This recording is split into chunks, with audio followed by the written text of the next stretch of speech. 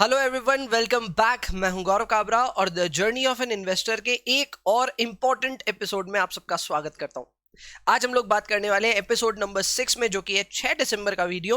उसमें हम बात करने वाले हैं 3 सेगमेंट्स के बारे में। Segment number 1 as usual Indian stock market में पिछले हफ्ते क्या हुआ। सेगमेंट नंबर 2 हमारे मॉडल पोर्टफोलियो में क्या हरकतें हो रही है। और लास्ट हम लोग बात करेंगे स्टॉक्स पर चर्चा, जो कि हमारा नेक्स्ट एक मैं कह सकता हूं न्यूली एडेड सेगमेंट है, जिसपे आपके सुझाए हुए शेयर्स पे मैं डिस्कशन करता हूं और अपनी राय रखता हूं। यहाँ पे राय ऑब्वियसली ज्यादातर फंडामेंटल और क्वांटिटेटिव मिक्स्ड होती है। उसके ऊपर में प्रोज एंड कॉन्स आपको बताए जाते हैं, जो कि पिछले हफ्ते से हमने शुरू किया था और इस हफ्ते एंड आगे वाले हफ्तों में भी कंटिन्यूज हम करेंगे। तो ऐसे में अपनी कोई भी स्टॉक्स की अगर आपकी राय है, आप सबसे पहले कमेंट बॉक्स में लिख दो, क्योंकि मैं टॉप के 3 स्टॉक्स लेता हूं। तो अगर आपका कमेंट फर्स्ट आएगा तो फिर obviously that stock will be covered up. So एकदम फटाफट अभी ही आप कमेंट बॉक्स में जाकर के जरा सा लिख दो, सो दैट नेक्स्ट वीक उसको मैं कवर कर पाऊं। अगेन, अगर आप बहुत ज्यादा स्टॉक्स लिख रहे हो तो आपको मैं एक ही स्टॉक लूंगा, क्योंकि बाद बाकी की भी रिक्वेस्ट लेनी है, तो वो भी काम करेंगे। आज फॉर अ चेंज हम लोग बहुत ही फैंटास्टिक 3 स्टॉक्स के बारे में बात करने वाले हैं, जो कि हमारे कमेंट बॉक्स में आए थे। आलोक इंडस्ट्रीज, पीजीएचएल एंड आईजीएल बहुत ही अच्छे स्टॉक्स हैं। पूरी चर्चा आएगी आपके लिए सेगमेंट नंबर 3 में, पर उससे पहले फटाफट सेगमेंट नंबर 1 में देख लेते हैं कि हमारे इंडियन स्टॉक मार्केट में पिछले एक हफ्ते में हुआ क्या। तो देखो, अपने इंडियन स्टॉक मार्केट में आपको पता होगा पिछले हफ्ते 4 ही ट्रेडिंग सेशंस हमें मिले थे। मंडे को छुट्टी थी, तो मंडे के अलावा Tuesday, Wednesday, Thursday and Friday हमें जो 4 ट्रेडिंग सेशंस मिले, उसमें निफ्टी ने धमाल मचा दिया फिर से एक बार। निफ्टी चारों दिन पॉजिटिव बंद हुआ एंड इनफैक्ट चारों दिन अपने लाइफ हाईज को चैलेंज करता रहा। आप देख सकते हैं जो इसके हाई थे वो हाई बढ़ बढ़ के रिपोर्ट हुए हैं, यानी निफ्टी ने हर मौके पे अपने लाइफ हाई को यहां पे चैलेंज किया, जो कि एक बहुत अच्छी बात है। निफ्टी बहुत स्ट्रांग नजर आ रहा है एंड यहां पे निफ्टी में ओवरऑल एक हफ्ते में आपको 2.23% की अभी भी बढ़त देखने को मिल रही है। सो पिछले हफ्ते जो हम थोड़े कॉशनरी थे कि निफ्टी अब संभलेगा कि टिकेगा, पता नहीं, यहाँ निफ्टी तो और तेज हो गया। निफ्टी ने पिछले हफ्ते बहुत अच्छा किया है एंड मैं कहूंगा सिर्फ निफ्टी ने एक्चुअली अच्छा किया है, पोर्टफोलियो इतना अच्छा नहीं कर रहा है एंड मेरे ख्याल से मेरा पर्सनल पोर्टफोलियो भी नहीं कर रहा है जो एक्चुअल है, और हमारा जो सबका मिला करके मॉडल पोर्टफोलियो उसमें भी थोड़ी गिरावट आई है। सो डेफिनेटली निफ्टी बढ़ रहा है। I don't really know about the entire stock market, तो ये बढ़ रहा है। एंड एक और खास बात देखने को ये मिली कि ट्यूसडे का जो लो था वो उस पूरे वीक का लो था और फ्राइडे का जो हाई था वो इस पूरे वीक का हाई था। तो ये एक बहुत बड़ी प्लस पॉइंट है और ये क्लियरली एक अप ट्रेंड को डिनोट करता है, एटलीस्ट ऑन वीकली बेसिस। तो Nifty has done really well. अब देख लेते हैं बैंक निफ्टी में क्या हुआ। तो सर, बैंक निफ्टी में थोड़े से हाल अलग थे। बैंक निफ्टी में आपको 4 ट्रेडिंग सेशंस में 2 ट्रेडिंग सेशंस नेगेटिव और 2 ट्रेडिंग सेशंस पॉजिटिव देखने को मिले। बट अगेन यहाँ पे भी हाई जो था वो फ्राइडे का ही हाई था एंड लगभग ये बंद भी हुआ बैंक निफ्टी अपने हाई के आसपास में, which is also considered good. तो यहाँ पे बैंक निफ्टी भी अच्छा कर रहा है। ओवरऑल 1.5% से यहाँ पे बैंक निफ्टी बढ़ा। डेफिनेटली निफ्टी के मुकाबले थोड़ा अंडर परफॉर्म किया, लेकिन फिर भी यहाँ पे भी बढ़त देख करके अच्छा ही लग रहा है। So these 2 things have actually Ryzen up, जिसकी वजह से Indian stock market is doing fairly good. I would say थोड़ा सा ओवरहीटेड लग रहा है, थोड़ा डर लग रहा है एंड उसी के अनुसार अपने क्या एडजस्टमेंट करने वाले अपने मॉडल पोर्टफोलियो में उसको जरा जानते हैं। तो मॉडल पोर्टफोलियो यहां से शुरू कर रहे हैं। एज यूजुअल नए व्यूअर्स के लिए रूल्स, टर्म्स एंड कंडीशंस में समझा देता हूं। देखो, रूल हमारा बहुत सिंपल है। हमने आज से 6 हफ्ते पहले या 5 हफ्ते, मुझे तो अब याद भी नहीं आ रहा, हमने शुरू किया था अपना मॉडल पोर्टफोलियो। 5 लाख के बैलेंस से हमने स्टार्ट किया था और हमने ये सोचा था कि हर क्वार्टर के एंड पे या फिर क्वार्टर के बिगनिंग, आप जैसा भी समझो, उसमें हमें 1 लाख रुपए का एक कैश फ्लो मिलता रहेगा। हमारा नेक्स्ट जो कैश फ्लो आने वाला है वो आने वाला है ऑन 1 जनवरी। तो 1 जनवरी को हमारे कैश बैलेंस में 1 लाख रुपए बढ़ जाएंगे। हम ये अजम्पशन ले रहे हैं, जस्ट आप समझ लो कि हमारे पोर्टफोलियो को ग्रेजुअली इन्फ्यूज कर रहे हैं with money, 1 lakh rupees on a quarter basis. इसके अलावा मॉडल पोर्टफोलियो में हम बहुत सारे डिस्कशंस करते हैं शेयरों के बारे में, बट वो सब एकेडमिक तौर पे आप सीखें तो बेहतर होगा। हम कहीं पे भी कोई भी स्टॉक रिकमेंडेशंस नहीं दे रहे हैं, और अगर आप उन स्टॉक्स को जिनको हम चर्चा कर रहे हैं उनको खुद से इन्वेस्ट करना चाहते हैं तो जरूर कर सकते हैं, लेकिन अपनी रिसर्च करने के बाद, किसी एडवाइजर की चर्चा या उसके एडवाइस के बाद। क्लियर है? आप मेरे बोलने पे कोई भी इन्वेस्टमेंट टारगेट्स मत बनाएं, इन्वेस्टमेंट ना करें एंड इनफैक्ट अगर आपको प्रॉफिट या लॉस कुछ हो भी तो उसके लिए मुझे क्रेडिट ना दें, आप अपने तक रखें। एंड ये जरूर ध्यान रखें कि यहाँ जो बातें हो रही हैं जरूर वो रियल वर्ल्ड की हो रही है, जरूर वो रियल स्टॉक्स की हो रही हैं, लेकिन एकेडमिक बेसिस से ही हो रही है। आपको सिर्फ से मैं सिखाना चाह रहा हूं कि किस तरह इन्वेस्टमेंट के डिसीजन लिए जाने चाहिए। आपके बेनिफिट के लिए ये सारी बातें जरूर से ध्यान रखें। बाद बाकी मैं एक कॉशन मोड एक्टिवेट कर चुका हूं यहाँ पे, जिसका मतलब अब यहाँ से जितने भी स्टॉक्स की हम बात करेंगे ये आपको हर वक्त ये नीचे वाली जो पट्टी है लाल कलर की, ये आपको ये बताएगी कि ये सारे स्टॉक्स पे चर्चा जो हो रही है वो एकेडमिक बेसिस पे हो रही है। चलो अब अपने पोर्टफोलियो को देख लेते हैं। पोर्टफोलियो में 5,16,000 का बैलेंस अभी फिलहाल है। मैं जानता हूं पिछले हफ्ते 5,20,000 था और अभी घट करके 516 आया है। बट कम्युनिटी मेंबर्स आप निराश मत हो जाइए, ये स्टॉक मार्केट है, यहाँ पे फ्रंट गियर और रिवर्स गियर दोनों ही लगेंगे साथ में, तो उसके लिए आप तैयार रहे। हमारा मॉडल पोर्टफोलियो पिछले 4-5 हफ्तों से नॉनस्टॉप बढ़ रहा था एंड अब for the first time we have taken a reverse gear. यहाँ पे हमें थोड़ा सा नुकसान हुआ है, क्या कारणों से हुआ है उसको जरा देख लेते हैं। सबसे पहले हमने पिछले हफ्ते 3 स्टॉक्स पे चर्चा की थी, विंती, रिलायंस और जीएमएम फॉडलर। हमने बोला था कि इसको मॉडल पोर्टफोलियो में हम अपने प्राइसेस पे डालेंगे। उसमें से सिर्फ जीएमएम फॉडलर हिट किया, रिलायंस और विंती हिट नहीं किया। इनफैक्ट हमने जीएमएम को जिस टारगेट पे बोला था लेने के लिए वो उस वीक का लो प्राइस था। जी हाँ, पूरे वीक का सबसे लोएस्ट प्राइस पे हमने जीएमएम फॉडलर को लिया, जिसकी वजह से जीएमएम का जो एवरेज कॉस्ट प्राइस है वो बढ़ चुका है, 3615 हो गया, पहले 3500 समथिंग था। इसकी वजह से आपको डेफिनेटली यहाँ पे थोड़ा प्रॉफिट में डिफरेंस देखने को मिल रहा है। Still we are standing at 4.82% profit on GMM Pfaudler. Deepak nitrite काफी करेक्शन हुई है, 895 का हाई टच करने के बाद में 845 पे ये आ गया, तो 50 रुपए ऊपर से करेक्शन यहाँ पे हुई है। जहां ये पिछले हफ्ते 21% समथिंग के प्रॉफिट पे था, अभी ये 19% पे। अगेन निराश होने की दरकार नहीं है, ये बहुत अच्छा शेयर है। इनफैक्ट ये मेरे टॉप 50 में सेकंड रैंक पे आता है, तो इसमें मुझे नहीं लगता कि हमें कोई डर है। बहुत अच्छा शेयर है, मैं तो और बहुत बड़े बड़े टारगेट्स बना रहा हूं और हम इस पे प्रॉफिट बुक नहीं करेंगे, ये मैंने आपको पिछले हफ्ते बोला था। अभी भी मैं उसी उम्मीद में बैठा हूं कि चलो इसको बुक नहीं करते हैं, जितना भी प्रॉफिट आएगा हमें मंजूर है। हमारे पास अभी फिलहाल ऑलरेडी 2 लाख के आसपास कैश है, 1 लाख आने ही वाला है अगले 2 हफ्तों में, तो हमारे पास कैश काफी होगा। सो अगर कल को कोई करेक्शन हो भी जाती है हम इन सब को वापस खरीद लेंगे, आप चिंता मत करना, ठीक है। चलो next up is Reliance industries. हमने लिया हुआ है 20 शेयर्स, इसमें हमें मार्जिनल लॉस हो रहा है। ये लॉस क्यों हो रहा है मुझे नहीं समझ में आ रहा, क्योंकि पूरा मार्केट बहुत तेज है, रिलायंस नहीं है। रिलायंस में एक उड़ती रूमर थी कि मुकेश अंबानी साहब की तबीयत ठीक नहीं है, उस कारण से रिलायंस काफी अंडर परफॉर्म कर रहा है। इनफैक्ट 15% का करेक्शन यहाँ पे देखने को मिल गया है। लेकिन अगर ये रूमर ही रहा, ये सच्चाई ना निकली, तो डेफिनेटली यहाँ पे रिलायंस, जब पूरा मार्केट नीचे जा रहा होगा तो रिलायंस ऊपर जाएगा जरूर। निफ्टी को कोई ना कोई तो संभालेगा और मुझे लग रहा है रिलायंस संभाल सकता है। सो मुझे ऐसा लगता है रिलायंस यहाँ से बाउंस बैक करने के चांसेस काफी ज्यादा हाई हैं। Well at the same time ये एक रिस्क भी है कि अगर सच में ये रूमर सच साबित हो जाए, जो मैं नहीं चाहता हूं, ठीक है, टचवुड वगैरह कर देता हूं, क्यों भाई मुकेश अंबानी जी की तबीयत पे कोई आ जाए, लेकिन फिर भी अगर वो रूमर सच में कुछ सच निकल करके आती है, तब फिर आप रिलायंस में बहुत बुरे टारगेट्स देखने के लिए रेडी रहिएगा, मैं भी रेडी रहूंगा, वो देखेंगे क्या होगा। बट एज ऑफ नाउ ये रूमर है, मैं रूमर पे ज्यादा विश्वास नहीं करता। एक अच्छा शेयर एक अच्छे प्राइस पे अगर मिल रहा है तो हम इसे शायद खरीदेंगे भी, जो आप अभी थोड़ी देर में जानोगे कि हम इस पे क्या कॉल लेने वाले हैं। Next up is Coforge. अच्छा हमारा इन्वेस्टमेंट बेट था, 2200 पे हमने इसको खरीदा था, 2448 पे ये खड़ा है, 11% का प्रॉफिट है। अभी भी हम इसे होल्ड करेंगे, होल्ड करे रहो। विंती ऑर्गेनिक्स अभी तक चला नहीं है, पर मुझे लग रहा है यहाँ बैक पुश मैकेनिज्म हो रहा है। विंती नहीं चला, आरती लाइफ हाई टच कर रहा है, सो ऐसे में मुझे लग रहा है विंती जो है ना, यहाँ पे थोड़ा सा बैक पुश लेकर के अब तेजी से बढ़ने वाला है। सो अगेन विंती पे भी हमारा क्या कॉल है आप थोड़ी देर में जानेंगे। Honeywell automation, I am seriously concern with this stock. In fact आप लोग सब प्लीज रेकमेंड करो ना कमेंट बॉक्स में कि इसके लिए अब करें क्या, क्योंकि हनीवेल ऑटोमेशन एक ऐसा शेयर है जो कि एक लेवल से बढ़ता है, ऊपर जाता है, फिर वापस करेक्ट होकर उसी लेवल पे आ जाता है। हनीवेल ने 32,000 शायद मेरे ख्याल से टच कर दिया था, तो 28,000 पे हमने इसको खरीदा, 32,000 ये गया। अब यहां से करेक्ट होकर के वापस मुझे लग रहा है 28,000 आ सकता है, कोई बहुत बड़ी बात नहीं है, ये ऐसे ही साइकिल्स में वर्क कर रहा है। सो ऐसे में आप मुझे एक कमेंट बॉक्स में जरूर हिदायत दो कि क्या 32,000 के लेवल पे आ जाने पे हम इसे बुक करेंगे क्या।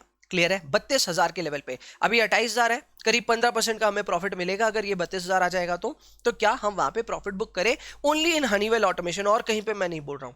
अगर कमेंट बॉक्स में आप सभी ने लिखा कि हाँ यहाँ पे प्रॉफिट बुक कर लेते हैं, मैं ये बुक कर लूंगा, ठीक है। यहाँ पे एक थोड़ी सी अनसर्टेनिटी मैं देके जा रहा हूं अगले हफ्ते तक के लिए कि हनीवेल ऑटोमेशन का हम करेंगे क्या, पर मैं ये बोल रहा हूं 32,000 पे हम इसको बुक कर भी सकते हैं, नहीं भी कर सकते, that is based out on you. आप सभी कम्युनिटी मेंबर्स जो भी बोलेंगे वो यहाँ पे मैं कर दूंगा।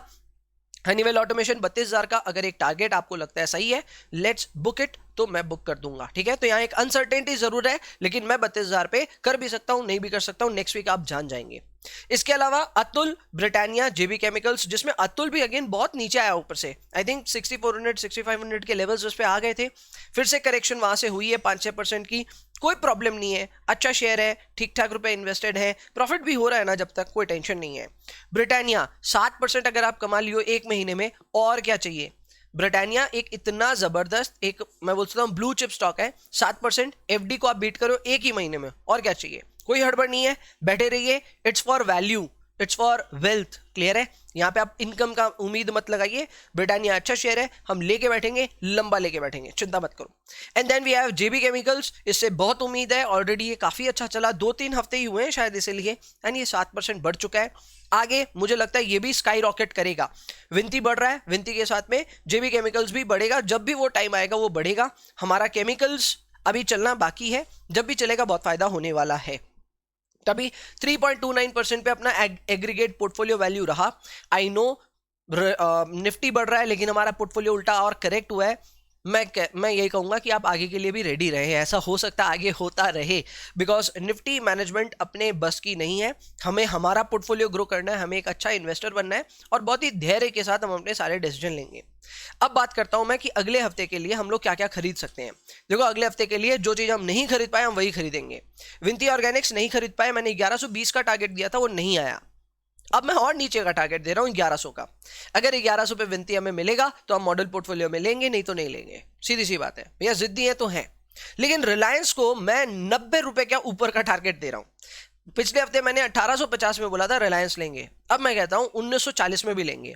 And the fact that Reliance का ऑलरेडी प्राइस 1947 है, इसका मतलब रिलायंस को हम हर सूरत हाल में ले रहे हैं।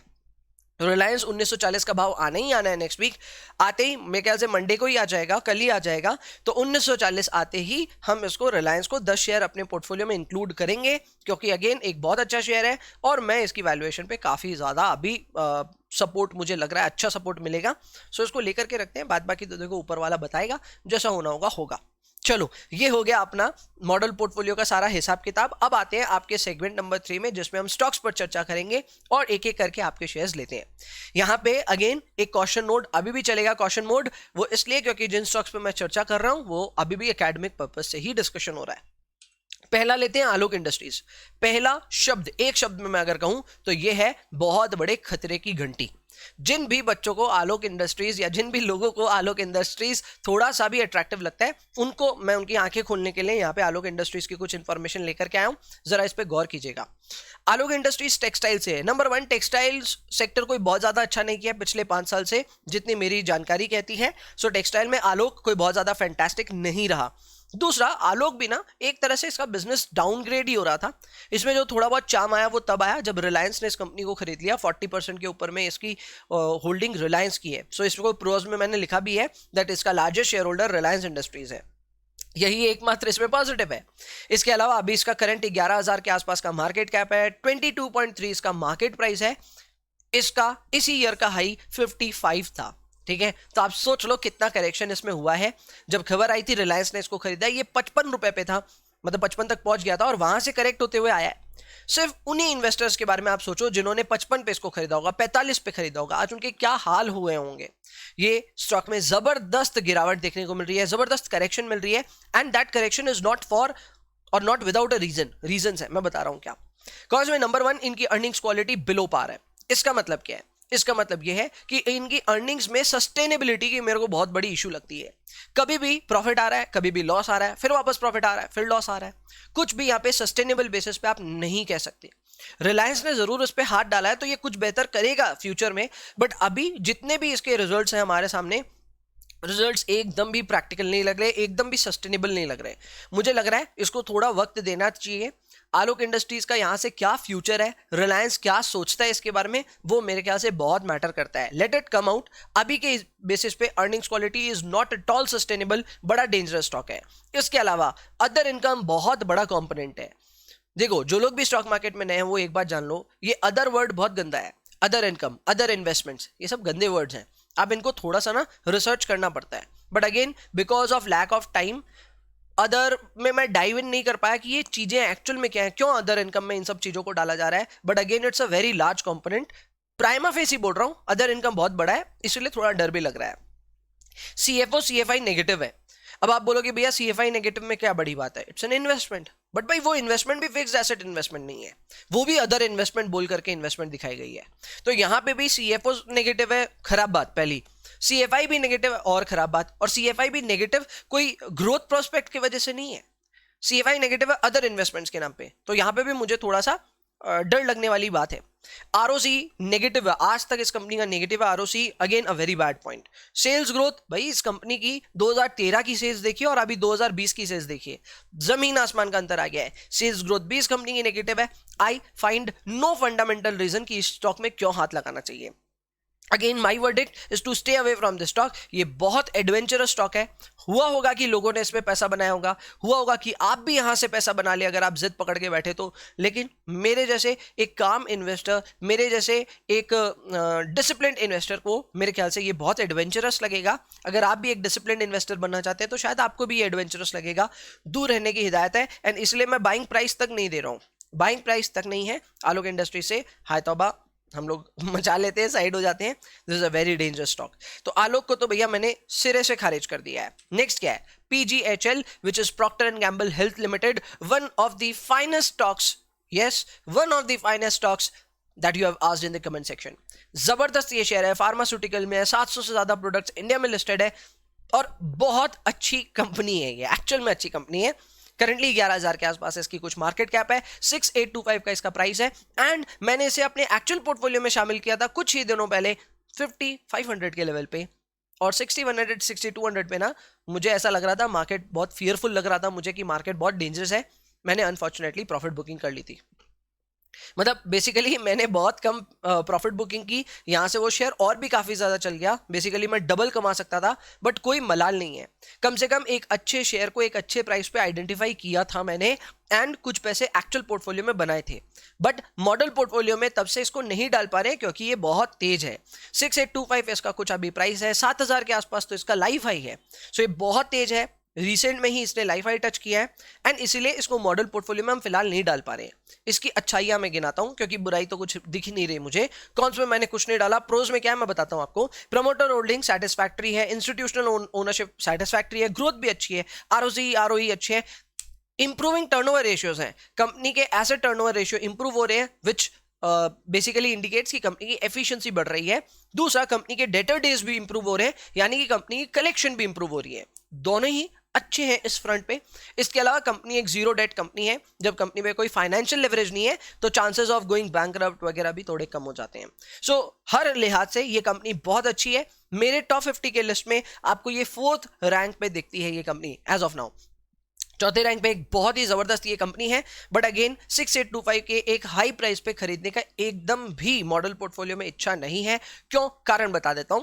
मार्केट खुद एक बहुत ज्यादा हाई लेवल पे है, एंड ऐसे पे अगर मार्केट जरा सा भी करेक्ट किया, आप इन प्राइसेस पे स्टक हो जाओगे, आपकी लिक्विडिटी खत्म और आप बेकार में वहां अटक जाओगे। सो ऐसे में मैं कोई भी शेयर को हाई प्राइस पे तो नहीं लूंगा।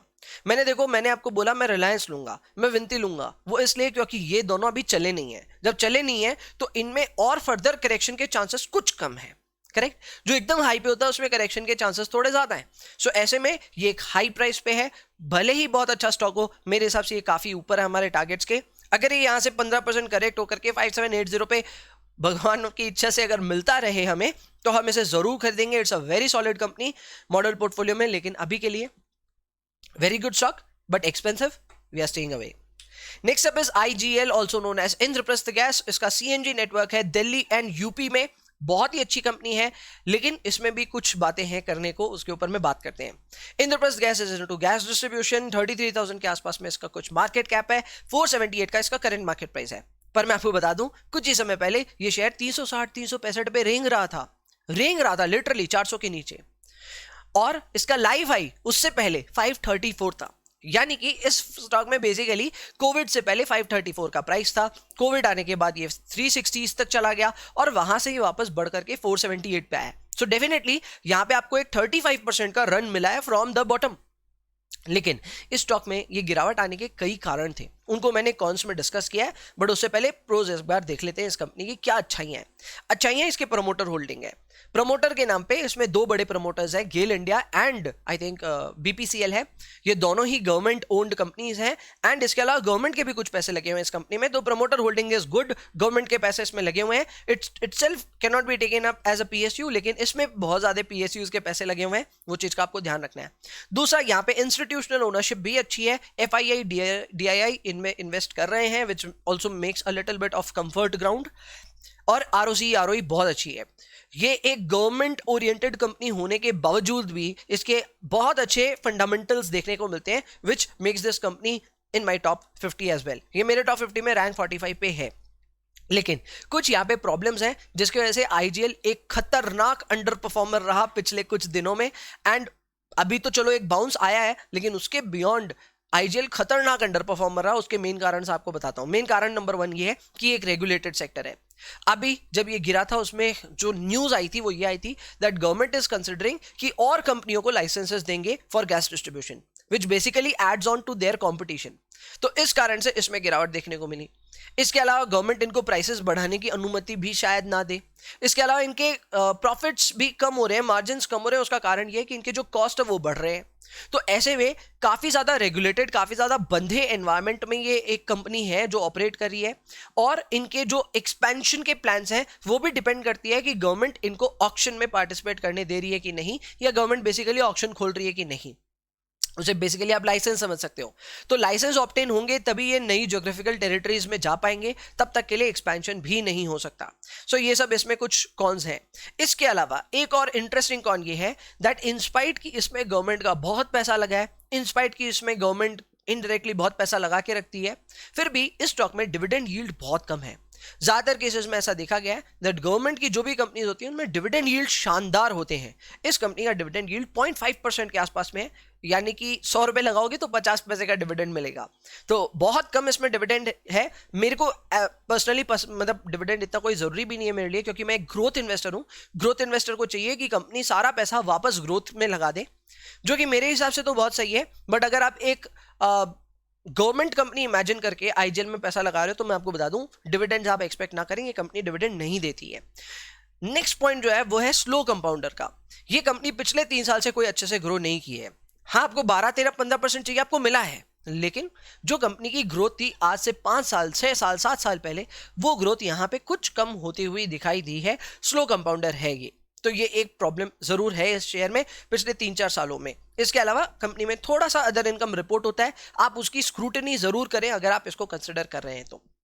मेरे वर्डिक्ट के हिसाब से ये एक बहुत बेहतरीन शेयर है, लेकिन बेहतरीन होने के बावजूद इसमें अगेन करेक्शन का वेट करना बनता है।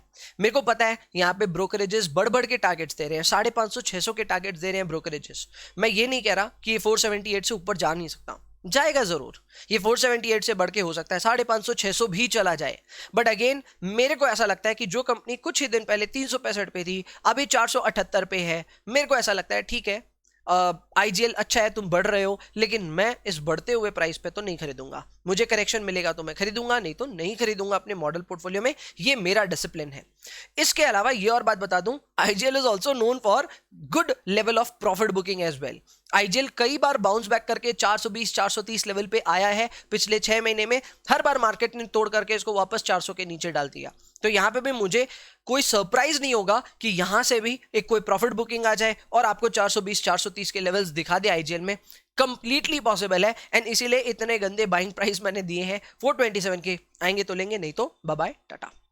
Got the point? So that is it. मेरे ख्याल से अब कॉशन मोड की हमें दरकार नहीं है, क्योंकि हमने सब कुछ डिस्कस कर लिया है एंड इसके साथ में हम लोग का ये वीडियो भी कंप्लीट होता है। सो आज के वीडियो को देखने के लिए सबसे पहले तो तहे दिल से धन्यवाद। अच्छा लगा होगा अगर आपको वीडियो तो लाइक, शेयर एंड कमेंट कीजिएगा। नेक्स्ट मैं आपसे मिलूंगा 7th एपिसोड में, जो कि आने वाला है 13 दिसंबर को। उसमें हम लोग और चर्चा करेंगे कि जिन स्टॉक्स को हम खरीदना चाहते थे वो क्या हम खरीद पाए, हमारा मॉडल पोर्टफोलियो कैसा किया, एंड अगले हफ्ते जो कुछ भी होगा वो आपके साथ डिस्कस जरूर करूंगा मैं। तब तक के लिए डेफिनेटली कमेंट में अपने बेहतरीन शेयर्स जो है वो जरूर से लिखें। इसके अलावा आप जरूर से लिखें कि आपको कैसा लग रहा है ये वीडियोस, कुछ नया सीख रहे हैं क्या, एंड अगर आपकी कोई एडवाइस वगैरह है तो वो भी जरूर बताएं। सो दैट इज इट। आपके लिए इतना ही है आज के इस वीडियो में। मिलता हूं मैं आपसे अगले हफ्ते, तब तक के लिए ध्यान रखिए खुद का। पढ़ाई करते रहें। अगर आप एक स्टूडेंट हो तो, वैसे स्टूडेंट नहीं भी हो तो पढ़ाई तो कर रहे हैं, क्योंकि ज़िंदगी भर पढ़ाई तो करनी ही पड़ेगी। तो लर्निंग कभी बंद नहीं होनी चाहिए, आप लर्न करते रहें एंड अपनी तरक्की का ध्यान रखें, सेहत का ध्यान रखें। That's it, see you, bye bye, जय हिंद।